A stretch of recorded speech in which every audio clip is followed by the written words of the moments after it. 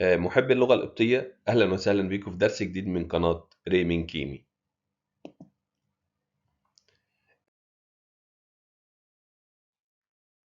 درس النهاردة عن الأفعال المركبة.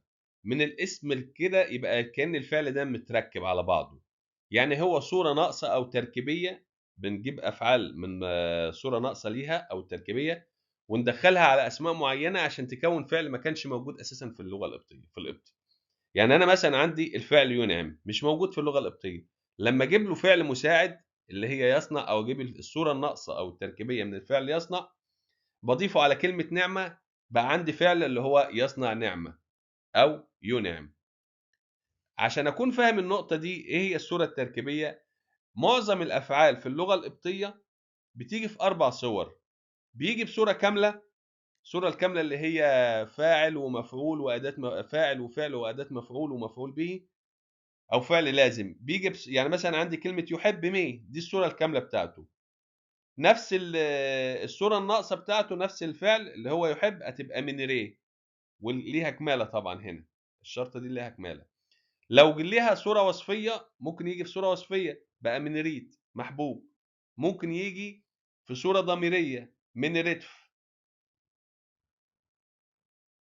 اللي هو مثلًا من رتف اللي هو أنا أحببته. يبقى دي صور الفعل، لازم نكون فاهمين إن الفعل في اللغة القبطية ليه 4 صور أو معظمهم ليه 4 صور، في اللي ليه صورتين وهكذا. لكن إحنا في حالة الأفعال المركبة بنجيب الصورة التركيبية دي، عشان كده بنقول عليه مركب. بنجيب الصورة التركيبية دي ونحطها على الاسم معين في اللغة القبطية عشان يكون لي فعل مش موجود. يعني أنا مثلًا الصورة التركيبية بتاع يصنع إر إهمد يبقى يصنع نعمة. نفهمها بالتفصيل مع الأمثلة.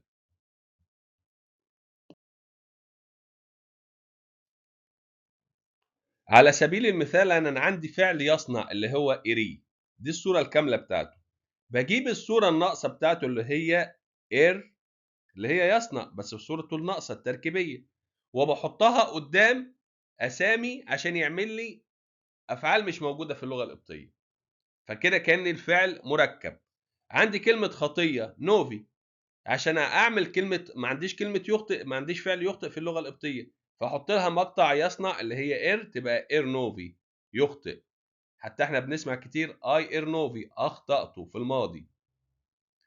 عندي نعمة اهمت، لكن ما عندي كلمة ينعم في اللغة القبطية، فأنا باضطر أعمل لها إيه؟ باضيف المقطع إر يصنع نعمة يبقى إر اهمت كأن الفعل مركب.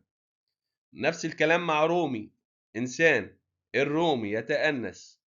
أورو ملك، أورو يعني يملك. عندي برضو كلمة هوب عمل، لما أحط لها مقطع هوب يبقى يعمل أو يصنع عملا. عندي أويني اللي هي نور، أويني ينير. عندي تشويس سيد أو رب، لما أحط لها المقطع أو يصنع يعني إيه؟ يتسلط تشويس. يبقى كأن المقطع أو الفعل يصنع لما بضيفه على الأسامي دي بيعمل لنا أفعال تركيبية ما كانتش موجودة في اللغة القبطية. ده بالنسبة قدام الأسامي. أنا كمان عشان أطوع اللغة للاستخدام قواعد اللغة القبطية، أحيانا بضيف المقطع للأفعال، يعني هنا ضفناها للأسماء، أحيانا بضيفها للأفعال اليونانية عشان تتعامل معاملة الأفعال القبطية ويخش على يعني نتعامل معاها بنفس قواعد اللغة القبطية. على سبيل المثال هنا عندي فعل أجي يزن اللي هي يقدس. بنقول عشان نخليها قبطية نخلي الفعل قبطي مش يوناني، بس ده الفعل يوناني، عشان نخليه قبطي نخليه إيه؟ أجي يزن يصنع تقديسا أو يصنع يقدس، برضه هي نفس المعنى.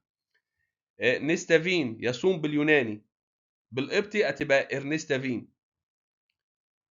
عندي بريزفافين اللي هي يتشفع، بريزفافين بالقبطي.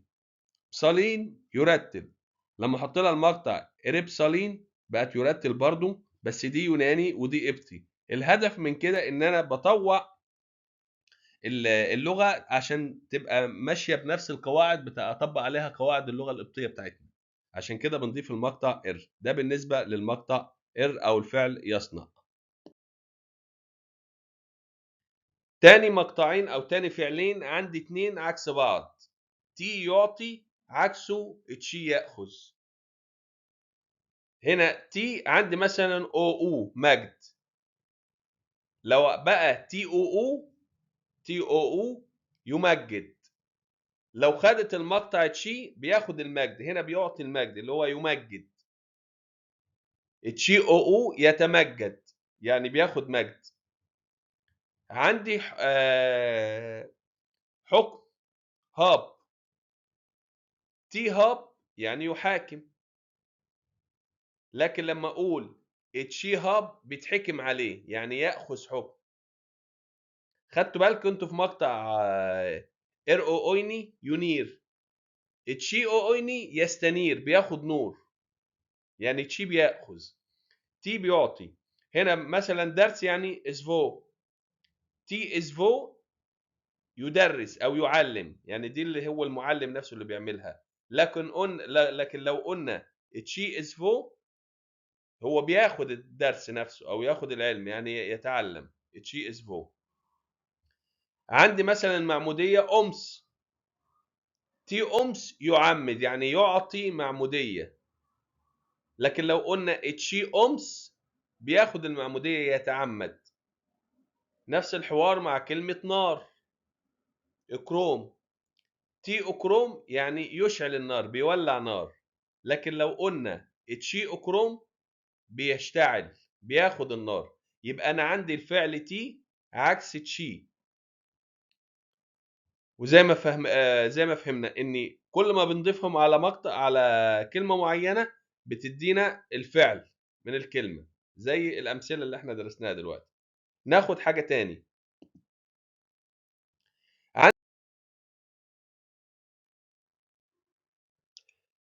عندي الفعل جيم جاي. ده الصوره الناقصه من الفعل جيمي يجد. الفعل جيم دي الصوره الكامله ودي الصوره الناقصه.